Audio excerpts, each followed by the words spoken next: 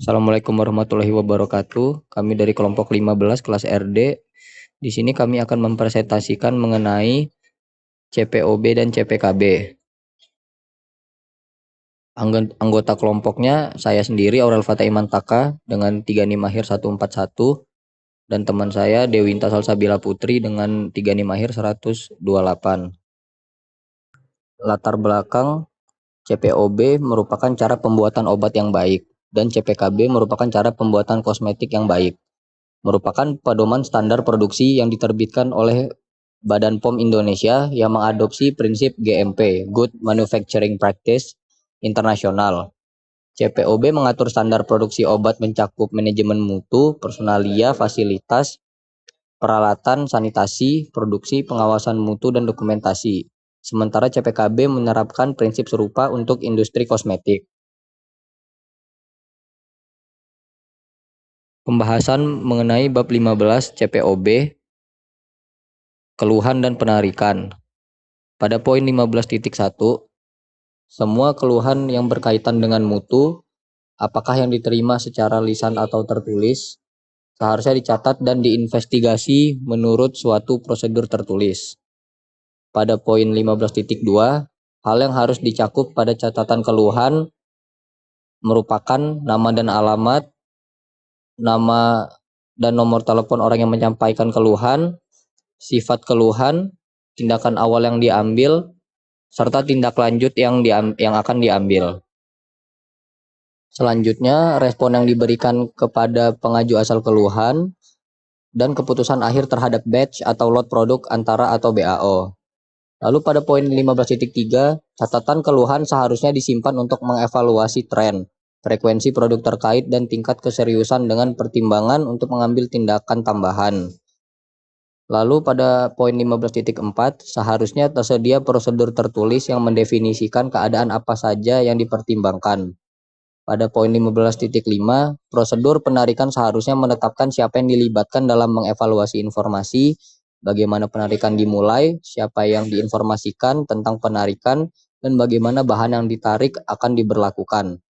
Pada poin 15.6, pada situasi yang serius atau berpotensi mengancam kehidupan, Badan Pengawas Obat dan Makanan atau otoritas internasional seharusnya diinformasikan dan dimintakan sarannya. Berikut jenis keluhan dan laporan, yaitu ada keluhan mutu, efek samping yang merugikan, dan medis. Pada mutu menyangkut dalam keadaan fisik, kimia, dan biologi dari produk atau kemasan. Efek samping seperti alergi, dan medis seperti kurang memberikan manfaat atau khasiat. Tujuan dibuatnya aturan mengenai penarikan dan keluhan pada bagian CPOB untuk memastikan setiap keluhan terkait mutu produk antara atau BAO ditangani secara terstruktur, mulai dari pencatatan lengkap, investigasi, sampai keputusan akhir terhadap batch yang terdampak melalui kewajiban pendokumentasian detail keluhan dan analisis tren yang bertujuan untuk mendeteksi masalah mutu sedini mungkin, menetapkan tindakan perbaikan yang tepat, serta mengatur tata cara penarikan produk yang jelas agar risiko terhadap pasien dan pengguna dapat diminimalisir dan mutu produk tetap terjamin. Berikut merupakan contoh kasus dari CPOB.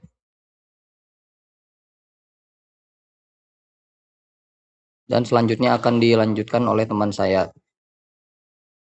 Selanjutnya pembahasan bab 1 CPKB. CPKB adalah aturan cara pembuatan kosmetik yang baik supaya produk aman dan mutunya tetap terjaga. 1.1 Ketentuan umum di mana pengendalian dan pemantauan menyeluruh sangat penting dalam pembuatan kosmetika guna memastikan produk yang dihasilkan bermutu tinggi. Mutu produk sangat bergantung pada bahan awal, proses produksi, dan pengawasan mutu bangunan, peralatan, dan personil yang terlibat. 1.2 Sistem manajemen mutu yang memiliki fungsi dalam menetapkan dan mengimplementasikan kebijakan mutu yang memuat visi dan misi perusahaan dalam menunjukkan komitmen terhadap mutu, keamanan, dan kemanfaatan produk.